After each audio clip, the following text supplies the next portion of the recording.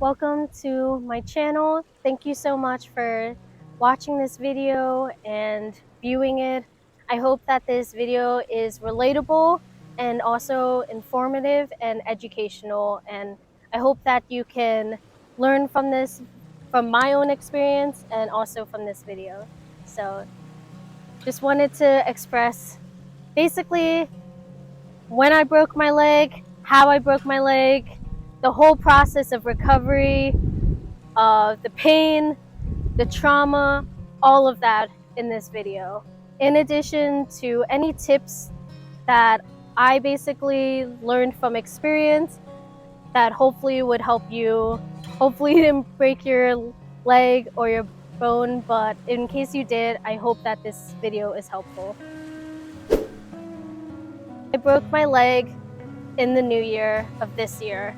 It was in the middle of January when we were having a snowstorm and I was dog sitting, and unfortunately I was dog walking. I slipped on some ice and I heard a crack in my leg. It was crazy. I'd never heard such loud of a sound from anything, but I knew, I could tell that I broke my leg. I could tell I broke my ankle.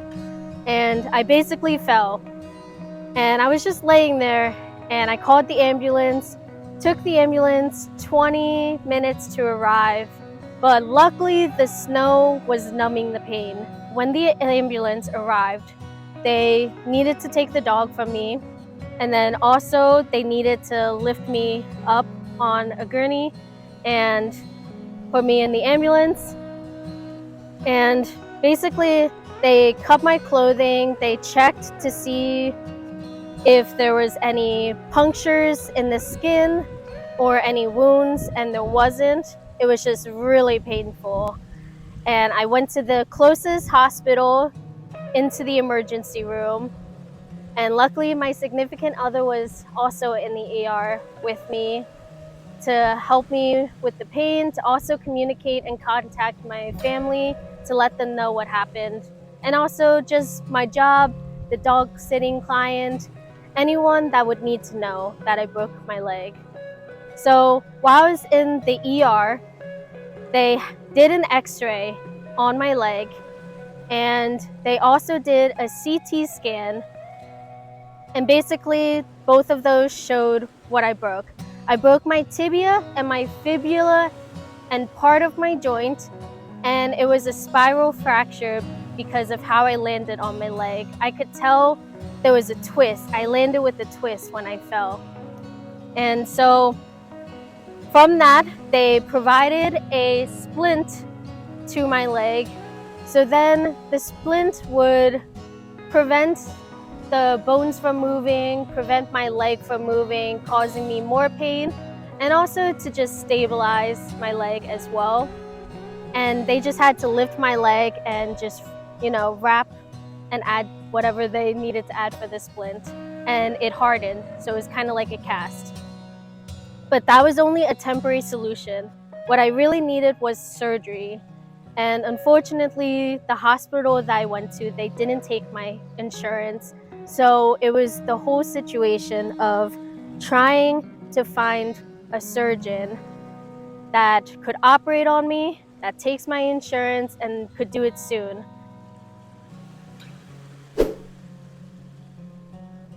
A week in between that time of just consulting with surgeons, different surgeons, and then finally finding a surgeon that could operate on me.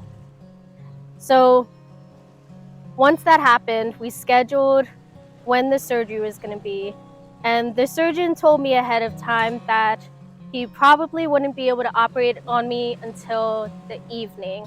Now with surgeries, unfortunately, you can't eat or drink before them, because if you do, there's a possibility of you throwing up or any complications happening during the surgery while you're put under.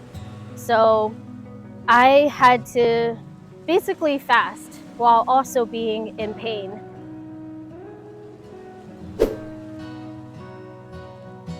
The surgery took about 4 hours.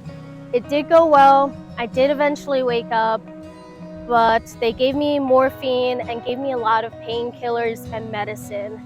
And I was in the hospital for 2 to 3 days in a lot of pain, crying, yelling, asking for the nurses. And I'm so grateful for the nurse team because they were very kind and compassionate when I needed help and when I needed assistance. And it was just really hard to use the bathroom. And the last day before I got discharged, I was starting to do physical therapy, getting out of the bed, and using the crutches that they gave me. So finally I was discharged. And unfortunately, even though the surgery happened, there was still a huge long recovery process to go.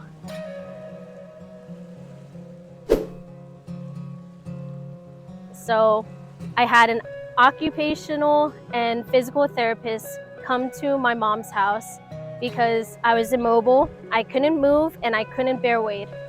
So some tips that I would recommend for after surgery is, especially if you broke your leg, make sure your house that you don't have to deal with steps. Because steps for me was a really huge issue. I had to kind of sit on my butt and scoot up, and that's how I went up and down steps. So try to look for a single level home, whether you could stay with someone or just in general. Hopefully that's where you live, is a single level home, because steps were really difficult. Or just live on the first floor. That would be my biggest thing. Secondly would be to try to have a walk-in shower. My mom's house does, so I was very grateful. And another thing that I would suggest that a lot of times you don't think about, but the toilet. Make sure the toilet is high enough, because unfortunately for my apartment, the toilet is really low.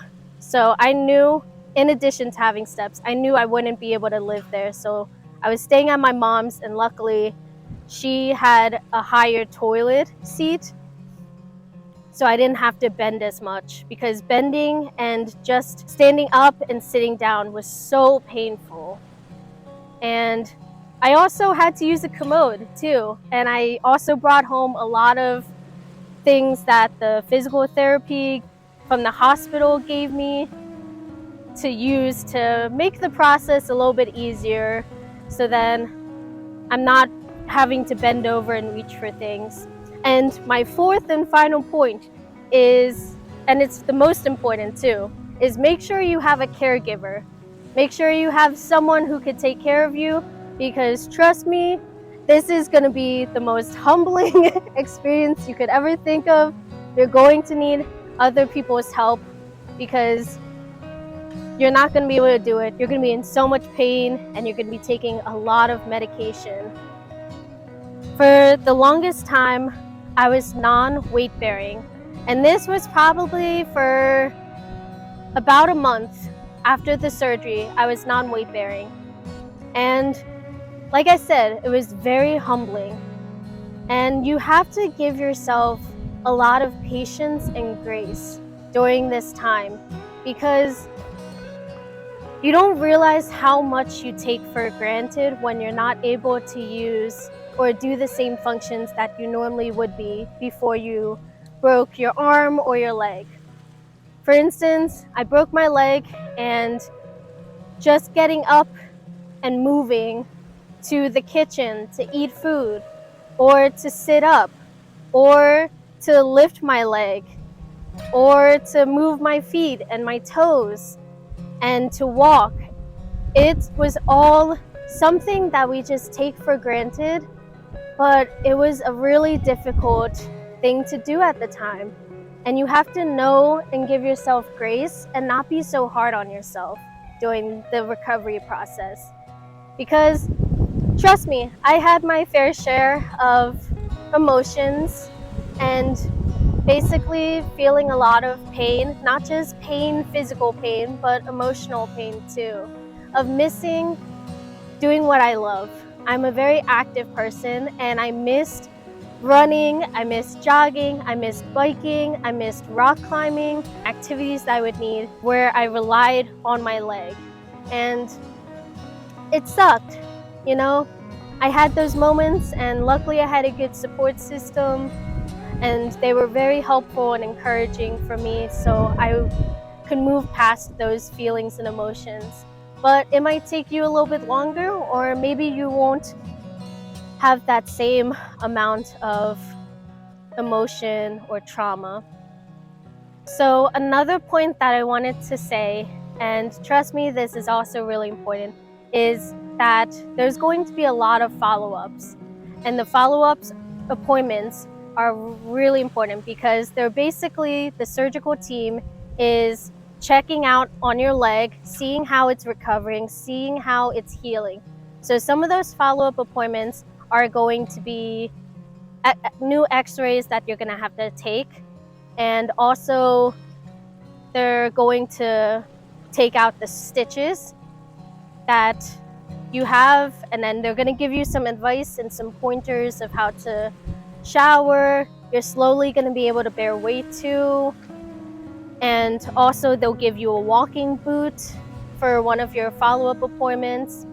And my most recent follow-up appointment, I had an x-ray done, and the surgeon that actually operated on me, he looked at my x-ray and he told me my leg has fully healed.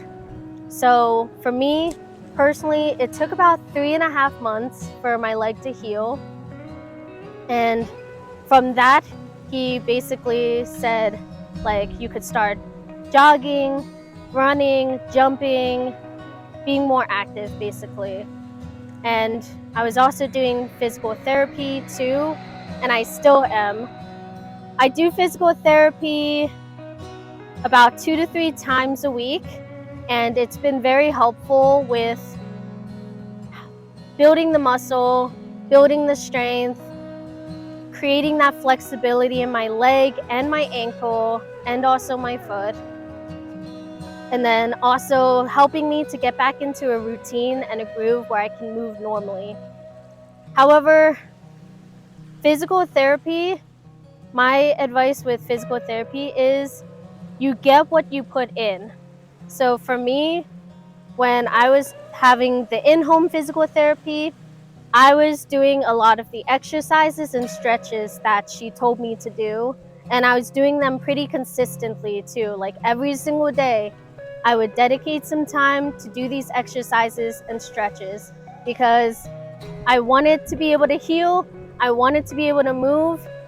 So all of that time and energy and effort paid off because my leg, I'm able to move better now. So I just highly recommend that you don't slack off with physical therapy. It can be really easy to slack off because a lot of the physical therapy is you doing it yourself. You have to be independent. So it's pretty easy to slack off, but I would recommend you don't slack off because the more you put into physical therapy, the more you're gonna get out of it and the quicker you're gonna recover. So I'm still building up muscle. There's definitely some improvement, but it is crazy how quickly you lose muscle, especially when you were like myself, where I was laying in a hospital bed or laying down a lot. I lost all of my leg muscle that I had prior, and I'm just gaining more flexibility, being able to bend more. I still struggle going down the steps because my leg, my knee specifically, is swollen, and it's also really tight. And so as much as I want to jog and run, I physically can't yet.